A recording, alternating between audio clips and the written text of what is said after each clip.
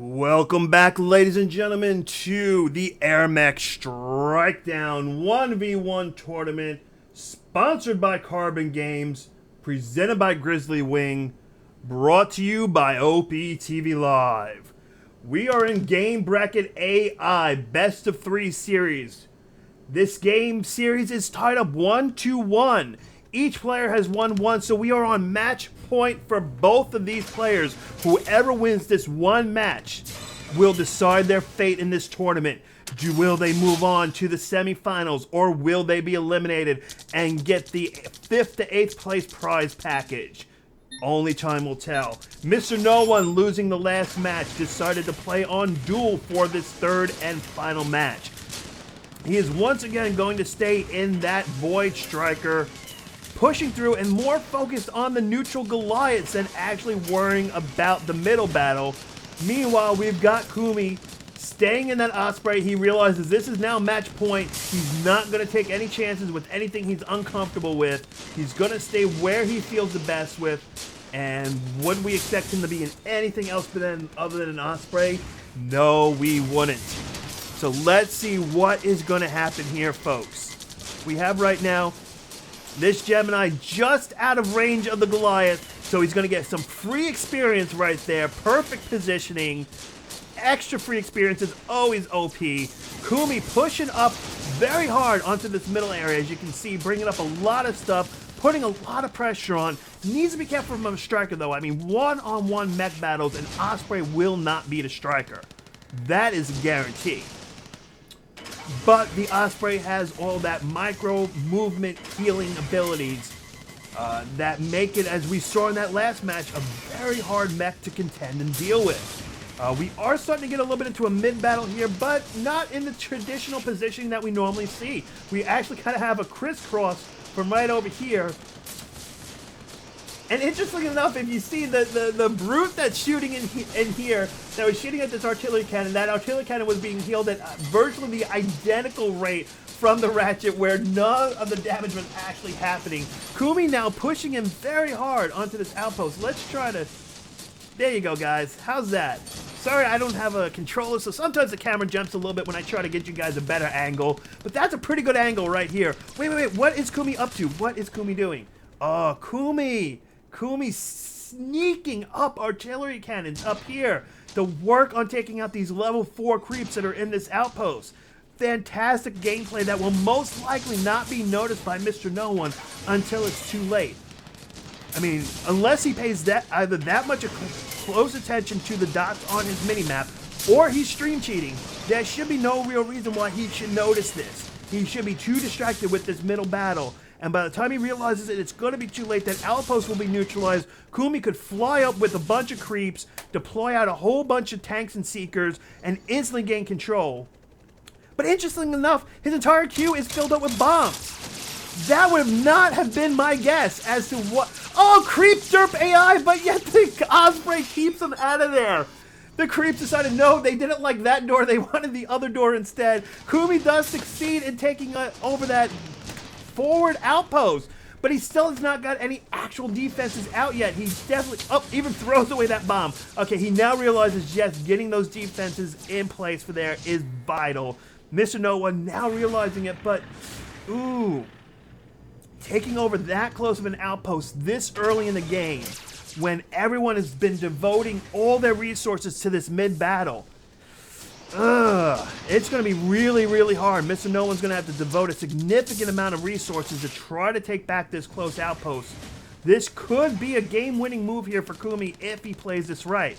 If he gets caught with his pants down, though, he could lose it all. If he loses this outpost, and then at the same time mrnoone1 properly manages these units down here, it could be really bad. But actually, is there a jammer online for these bottom units? Oh yeah, right here, kind of hiding. That's the jammer right, or Sonya. Okay, it looked like there was nothing online for a moment. I thought maybe it was in range of something else, but actually Thekhumi is coming out on top on this artillery battle too. Everything is happening the way that Thekhumi wants, and nothing is happening the way that mrnoone1 wants right now. Wow.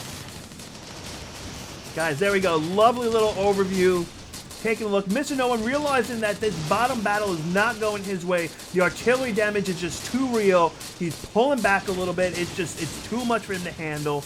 But you guys know, if you've played enough, when people start to pull back, that's normally never a good sign. That normally means you're conceding a battle for an outpost or an area or something, giving your opponent the opportunity that they need to rework, redeploy, readjust, reheal, and then pushing even further. So right now, Kumi has a lot that's down here. Where is Kumi going? Now, Kumi's even pushing in on that angle as well. Lock boxes are now up. Kumi grabbing that lockbox, and watch the credits jump up 20,000. mrnoone1 trying to get the other lockbox, runs out of energy. Kumi comes down there knowing that it's going on, but he's too late. They each get a lockbox that keeps them on equal footing, equal battlegrounds, keeping mrnoone1 in this match. Had Kumi gotten both those lockboxes, that could have been the beginning of the end for mrnoone1. A 40,000 credit difference all at one shot can sometimes be just too much for one person to recover from. However, as we see, we take a look here. There is some defenses at this fortress, but look at all these units that Kumi has deployed over here. So much in terms of Geminis, a few Seekers, even a Jammer out, just to have it there. But Kumi is really starting to take a lot of control of this map. mrnoone1 has only a few units left down here. Kumi has pretty much his entire force still left down here. And then these units that are down here, mrnoone1 needs an opening. He needs it desperately. The problem is that, yes, he was at pretty much unit cap. He needs to get generators online so he can build more units to try to keep up with Kumi here. And he needs an opening.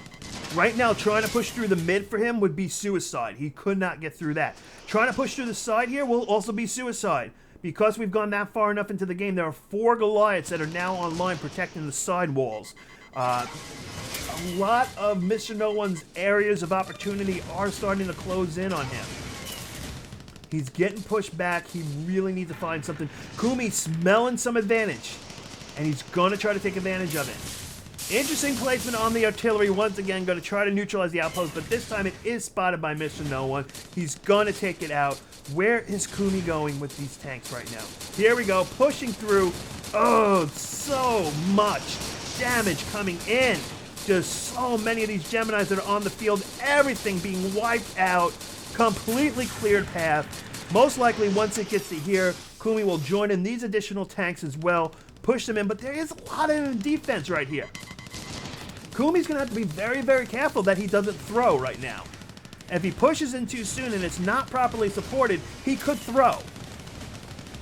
And the last thing you want to do when you're in the best of 3 of a quarterfinals match, tied up at 1-1, the last thing you want to do is throw.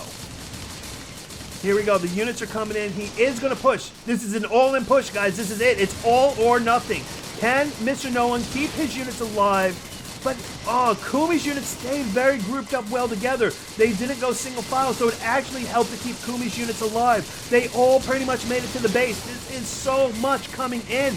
I don't know if mrnoone1's going to be able to survive this. He's trying to find some area, some opportunity. Kumi using a single Gemini back here to distract every other tank, so that way all of his main tanks can fire in. 50% left on the base health, 40%. This single tank drop behind the entire lines of all the other tanks is so smart because it distracts all of them. And it just, the damage is too much. The damage is too real. And the Kumi will secure the win and move on to the semifinals. And mrnoone1, unbelievable play. Great pushing through this entire tournament. Unfortunately is eliminated, but at least he is eliminated with a prize. So everyone, let's give some cheers for mrnoone1 for some amazing gameplay throughout this tournament.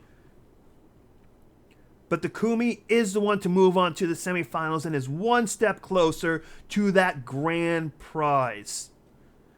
This, ladies and gentlemen, has been the AirMech 1v1 Strike Down Tournament, sponsored by Carbon Games, presented by Grizzly Wing, and brought to you by OPTV Live. Stay tuned for the semifinals.